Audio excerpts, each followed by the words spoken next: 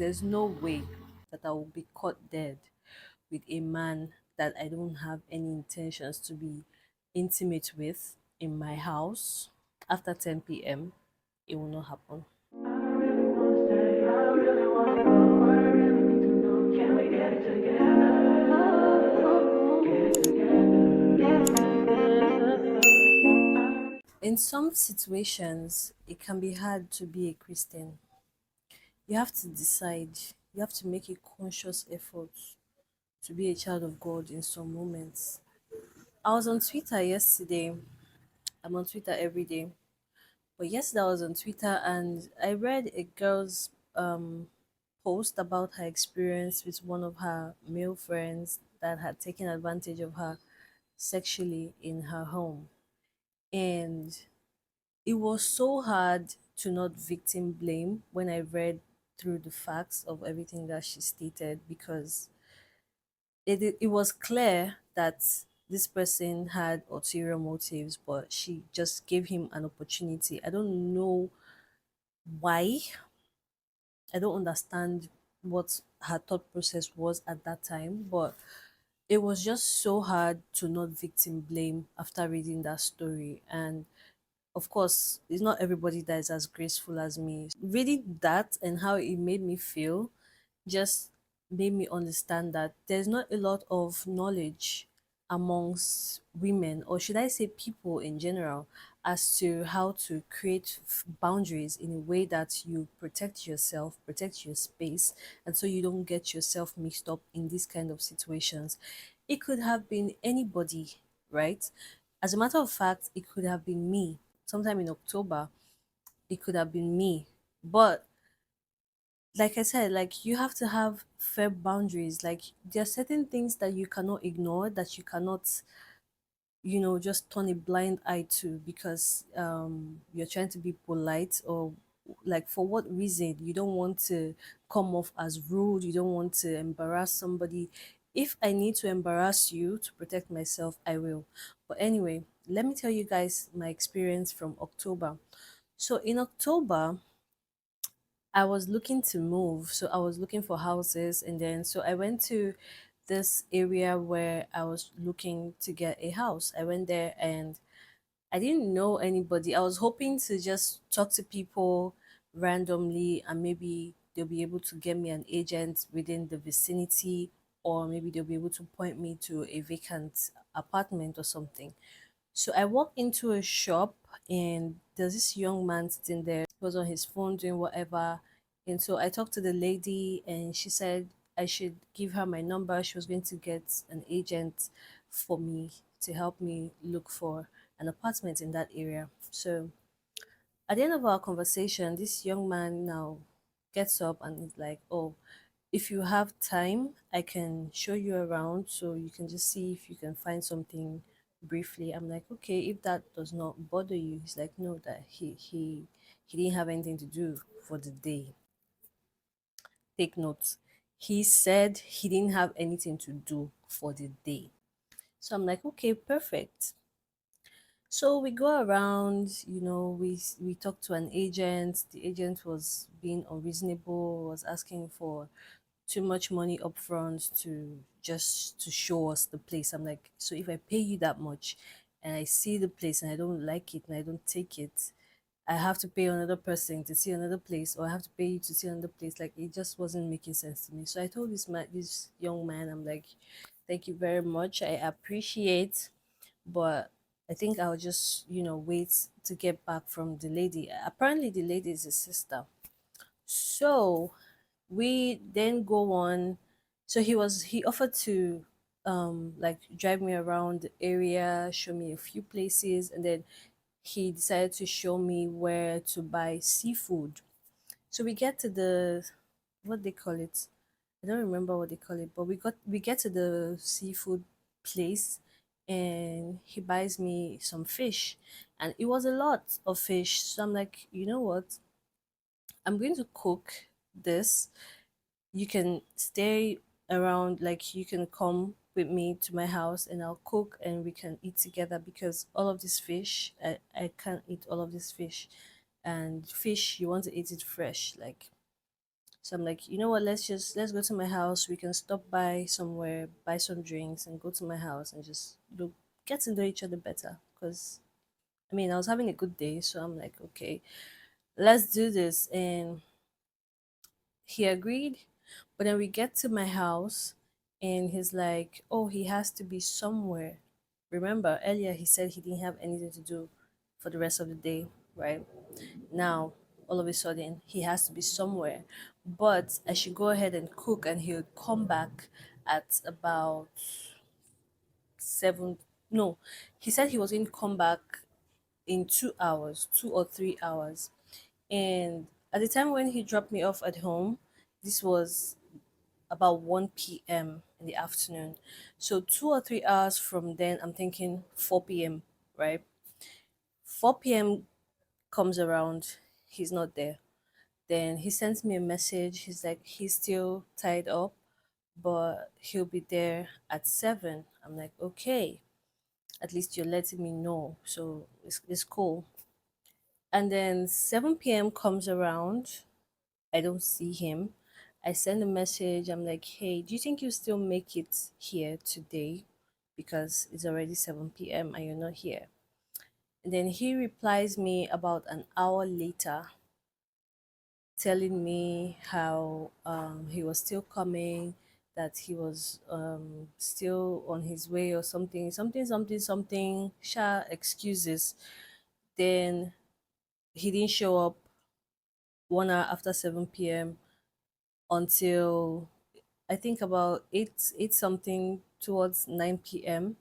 He starts to call me, and I was in the bathroom actually.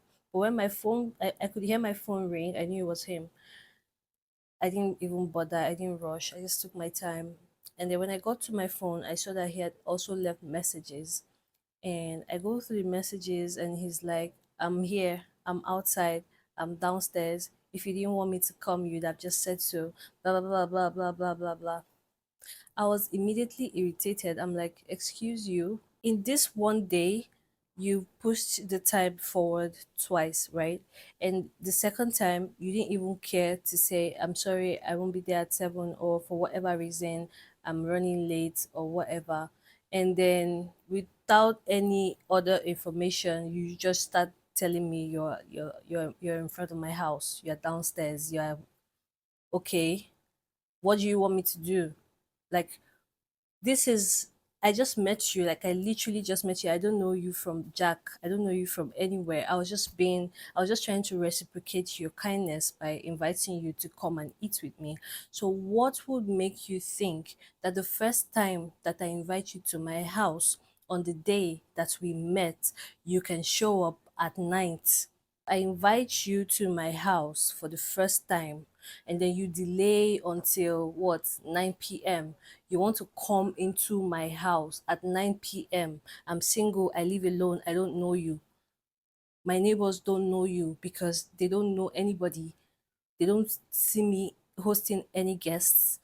So they can't even say, oh, he comes here, or we've seen him a few times. Like, so if something happens to me, like what would be the explanation? Like, what's going to happen? So if you come there and assault me, like, okay, how do I explain that? Like, does it make any sense? So in this girl's case, it's like this is a guy who asked her out before and she turned him down, and then they didn't talk for a period of time. Ugh, God, I hate noise. And they didn't talk for a period of time, and then he pops back up and they reconnect. And the first time she invited him to her house after they reconnected, he's showing up at 10 p.m. You're not coming to my house at 10, you're not coming to my house after 8 p.m. when you're not my booty call. First of all, let's be clear. Like, we're adults, let's act like it. There is no way any well meaning man will show up at your doorstep at 10 p.m. without ulterior motive. Like, there's no way a man will show up. He's not your boyfriend, right? You're not, you don't have a sexual relationship. is strictly platonic, because she kept enforcing that their relationship was strictly platonic, and she has stressed it a few times. Okay, he's your friend who asked you out before. That means he always had intentions, and you're letting him into your home after a period of separation. You're letting him into your home for the first time at 10 p.m. And she also said that he was supposed to leave at 11. Somebody that you arranged that, okay, come visit me, you probably leave by 11 so I can have my time or whatever, shows up at 10 p.m. The bells are not going off in your head. The red flag is not flagging. You see how it's difficult to not victim blame. This particular situation is hard. If you read the tweet, I'll look for it. It was a whole thread. I'll look for it. I'll put it in the description. I'll put a link to it in the description so you can see what I'm talking about. It's just hard to not victim blame. Like, excuse me now, you're an adult now. You're an adult. Like, it's not the first time that you're getting around boys. It's not the first time. You're not just coming out to the public from the village or from the bush. You've been interacting with human beings. You know how men are, especially men. You know how men are. Especially a man who has declared intentions, has shown interest in you before. How did your door open for him at 10 o'clock in the night? How is somebody visiting you at 10 p.m. and you expect that he will leave at 11? How? You'd have simply rescheduled for whatever reason. If he was running late, whatever kept him until 10 p.m. Like, okay, we'll have to reschedule it because me, I have to go to bed. My bedtime is 11 o'clock. Maybe we agreed that you leave by 11. This one you're coming, there's no need. You know what? Let's reschedule. And he lives, according to her, he lives 3 streets away or 3 blocks away, or however she described it. I can't remember, but he doesn't live far from where she lives. But the excuse now is it started to rain when he got there, and the rain was heavy. So she couldn't ask him to leave, or he couldn't leave, or whatever. And he's inconveniencing you in your house, following you from your sitting room to your kitchen to your bedroom until he had his way. Is this a joke? Is this a joke? Now, let me tell you guys something. Women, please hear me. Hmm? This is not a holier than thou situation. This is just for us to educate ourselves. Yeah? A man who you don't want to be intimate with should not have certain access to you, right? If you're not my booty call, we're not texting in the middle of the night, bro. We're not talking on the phone in the middle of the night, except it's an emergency, except it's a situation where, okay, my friend is going through something and I want to be there for you. That's a different thing. That on a normal, like just unprovoked now, you now decide that from 8 o'clock in the morning till 9 p.m., you not text me, you not remember Brenda. Is now in the middle of the night, maybe you can't sleep or whatever the situation is. It's not an emergency.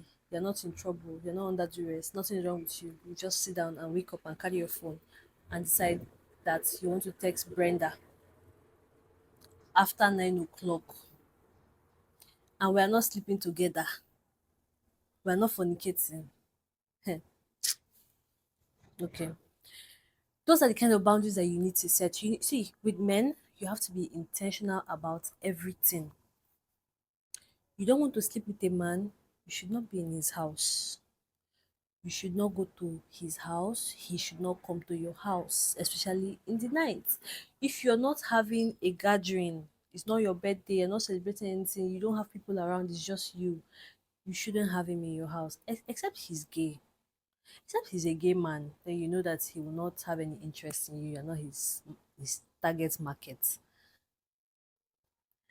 A heterosexual male, when you're dealing with heterosexual, I don't care how body you guys are. I'm telling you this thing because my friend has tried to rape me before.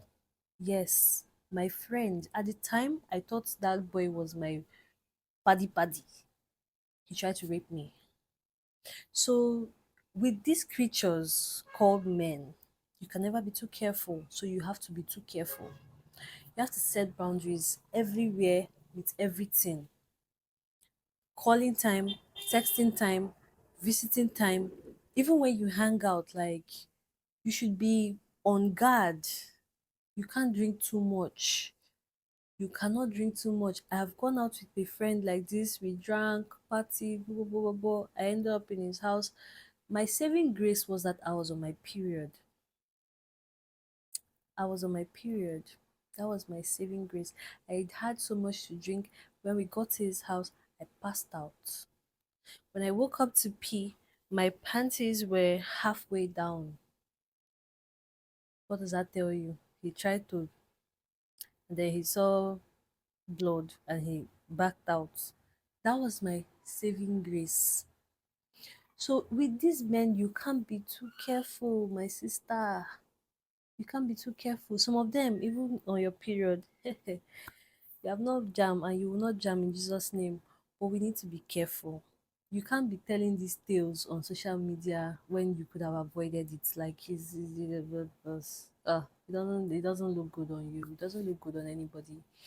Plus, this is 2023. The world, so many things are going on in the world. All of us are aware. All of us are on social media. You're seeing things, you're reading things, you're hearing things. Like, how can you just allow yourself to be a victim to such? Like, it's crazy. So you can see why it was hard for me to be a Christian when I saw that tweet. It was difficult. It was difficult. There's no way, after all the experiences and everything that I've seen and heard and come to know in this life, that I will be caught dead with a man that I don't have any intentions to be intimate with in my house after 10 p.m. It will not happen. Mm? It won't happen and it should not happen. You will not set yourself up and then start complaining, start crying.